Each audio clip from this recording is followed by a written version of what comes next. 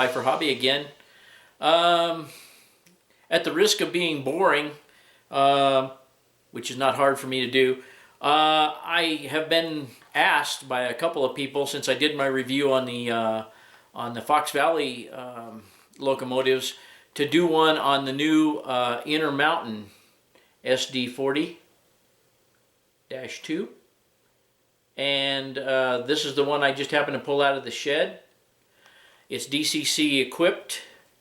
As most of you know, when you look up the numbers on these locomotives, you basically find the number, and if it has a D after it, it's DCC equipped. If it has no letter after it, rather, it's DCC ready, and if it has an S, it's sound equipped. This is a D, and we're just going to give it a test, and I'll give you my impression. I've already run 15 or 20 of these for customers that were going out. And again, the only reason I'm doing this one is because I'm impressed with this as an InterMountain effort. So let me get it on the test track here and we'll do a little bit of talking about it. Okay guys, here I am. I just basically knelt down and got the camera down at this level so we can take a look at this thing on my test track. I'm not going to run it on the layout because I'm working on the layout right now, as many of you know, and it's just a filthy mess out there. So, in all fairness to the way it runs, we're going to run it on the test track here because I just got done cleaning the test track. So let's get it out of the box, and here's what it looks like. It's extremely well done, and I'll talk about it a little bit once I get it out of the box. Okay guys, here's the locomotive as it comes out of the box. I believe, and I didn't get one of these, so I don't know, but I believe the only thing that needs to be installed on here is the sunshades, and they're pre-painted and they come in the package. Overall, I'm going to say and sound very repetitious, but it has very good detail, just like the Fox Valley model did. As you can see here, the lift bars and the grab irons on top of the snow plow. I'll get a little closer shot of these. It has rear view mirrors already mounted on it here, which you can fold out. I'm not going to bother folding them out right now. And it's got grab irons and stuff on the back. But let me get a little bit closer shot of those. Okay, here's a close-up of the detail of the snow plow and the lift bar. You can see the ditch lights. You can hear the dog. And you can see the grab irons on the nose. All extremely well done. And as you can see with the horse there, the paint and decal work on this is extremely nice as well. Let me get around to the back and show you the rear grab irons.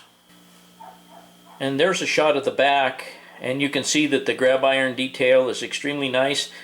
The handrails, by the way, are extremely thin and extremely well done and seem to be relatively rugged. I don't know how that's going to pan out in the future, but I really like the way they're done. It also has, I believe they're molded in lift rings, but if they are, they look extremely good. Let me try and get up there. Okay, and you can see here the lift ring detail. You can also see the crisp paint on the NS, and I don't know how the dimensions of the locomotive pan out prototypically, but I'm not a stickler on that, so I'm going to say it looks good to me. Why don't we see how it runs? Okay, for those of you who don't know, they use an ESU decoder in here, and the sound unit is also ESU.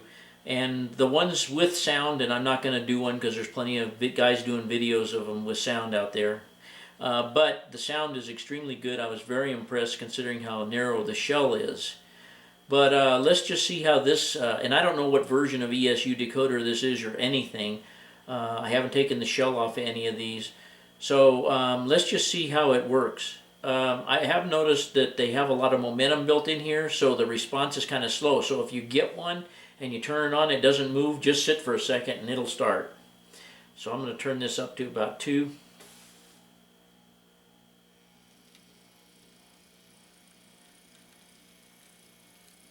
And you can see that the slow speed on it is extremely nice, very quiet. no catches in the mechanism or anything like that. Pretty impressive the way it runs right out of the box, I think. No of the over lubricated issue or no hanging up of the drive, none of that. Just runs smooth. What I will say is they're still using what I believe to be a slow speed motor, which for those of you who have Kato is not good news, but I am impressed with the way they run. Let's speed her up here a little bit.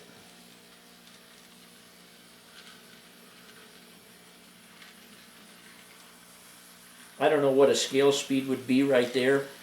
I'm guessing in the 60 mile an hour range, but that's just a, you know, off the top of my head guess.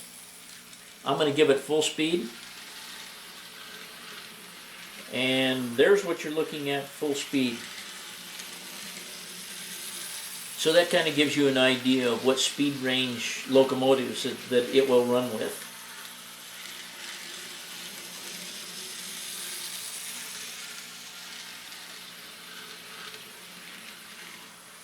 And I think you could probably see it in the camera. I don't know, I haven't checked the camera, but it's got a real nice set of ditch lights and headlight unit on it. We're going to do reverse. Comes obviously to a complete stop, and then the momentum takes over and backs us up, which, you know, pretty common, but still I like the built-in momentum feature.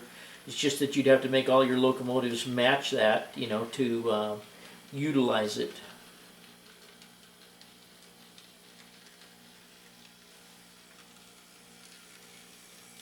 Let's change directions once again. The rear headlight fades out real slowly, and I'm assuming the front ones fade in, and off we go again. Okay, everybody, I don't know what kind of a puller this would be. Obviously it's all-wheel drive, and you know, I can't tell you how many cars it would pull or anything, but it's not a bad weight for a locomotive with a narrow, as narrow a shell as these have. I think it would do well, and it runs well. The paint is nice, the decal work is nice, the detail work is nice. I like everything about it. So I hope this little mini review kind of helps you in some way make a decision on whether you want one or need one. But I think InterMountain has done an extremely good job on this locomotive. I know it was postponed a couple of times, but I think the postponements are justified now by seeing how well they run right out of the box. Very impressive. And I hope you guys liked the video. And I guess we'll wrap this one up. Okay, guys, I hope you enjoyed that short review. I seem to be doing some of these short reviews lately, but like I say, I was asked to do it. So those are my impressions of it, and as usual, guys, we'll see you the next time.